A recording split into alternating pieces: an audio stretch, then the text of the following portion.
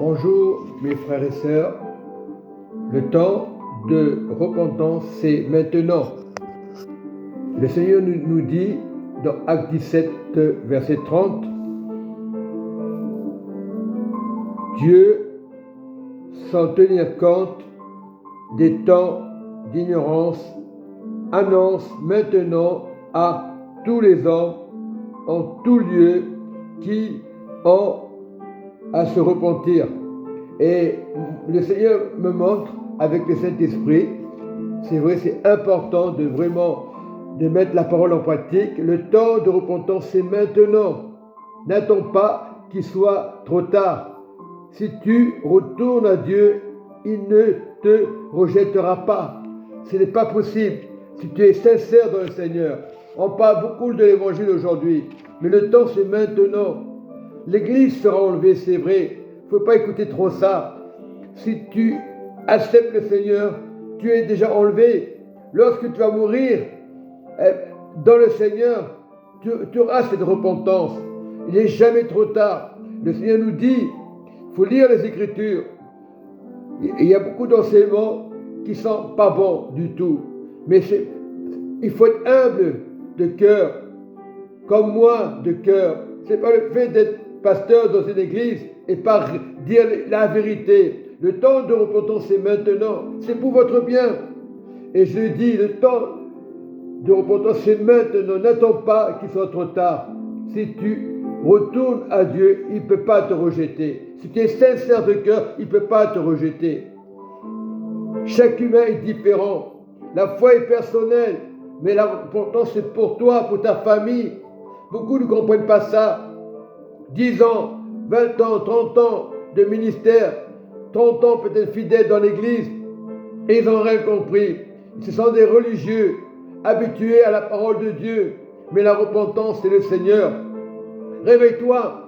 Il y a beaucoup d'évangiles aujourd'hui, il y a beaucoup de pasteurs aujourd'hui. La repentance, c'est maintenant. Ce n'est pas le fait que tu fais partie d'un groupe, d'une organisation, que tu vas être sauvé. L'église, elle peut être pleine et très peu de convertis. Les 10 vierges, ceux qui étaient sages, ils ont été convertis parce qu'ils ont compris le temps de repentance. Voilà, aujourd'hui, on dit l'église sera enlevée, vous inquiétez pas. Non, c'est maintenant. N'attends pas que l'église soit enlevée. C'est une fausse doctrine, tout ça. Attends que maintenant, tu as accepté Jésus. Il est le chemin, la vérité, la vie, comme nous le répétons. C'est maintenant. La foi est personnelle. Si tu veux entendre la vérité, ce temps est venu pour que tout le monde soit converti. Ne t'inquiète pas, tu ne seras pas rejeté à Dieu. Si tu donnes ta vie au Seigneur, Dieu ne peut pas te rejeter, ce n'est pas possible. Tu peux avoir des pensées sur la terre, tu es un pèlerin, tu peux être pasteur, bishop, ça ne va rien changer. Tu peux prêcher la parole dans les rues, ça ne va rien changer parce que le temps est personnel pour toi, pour moi, pour ta famille. Voilà. Il y a beaucoup de religions aujourd'hui, le bouddhisme, ça ne change pas. Mahomet, on parle de Mahomet, ça ne change pas. Jésus peut te changer. Si tu acceptes Jésus aujourd'hui, si tu acceptes le baptême de Jésus aujourd'hui, c'est maintenant.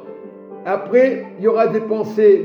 Ne pense pas aux pensées. La repentance, c'est maintenant. Faire le bien, c'est maintenant. C'est avoir le royaume de Jésus-Christ. Soyez fidèles, juste dans la grâce de Dieu. Et Dieu va vous récompenser. Ce temps est venu, mes frères et sœurs, de se repentir. Ça ne veut pas dire que tu es chrétien, que tu as donné ta vie à Jésus. Ça ne veut rien dire. Tu peux être dans l'église, tu peux être fidèle. Ça ne veut rien dire. La repentance, c'est accepter le Seigneur, faire du bien autour de tes voisins. Peu importe. Mais annonce Jésus avec douceur. Il ne faut pas se précipiter. Annonce à tes voisins. Petit à petit, le Saint-Esprit va faire son œuvre. Parce que la repentance est très très important. C'est important. La foi est personnelle. Mais lorsque tu donnes ta vie à Jésus, la vie change. Le Seigneur va te donner des choses que tu n'avais pas avant. Il va même donner des finances. Mais fais confiance au Seigneur Jésus. Voilà. Soyez bénis mes frères et sœurs. C'est une parole d'encouragement.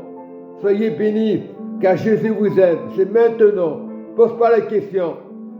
Si tu entends la voix de Dieu, un pasteur qui annonce l'évangile, accepte Jésus. Le pasteur ne peut pas te sauver. Celui qui peut te sauver, c'est Jésus. Soyez bénis, mes frères et sœurs. Amen et Amen. Hein?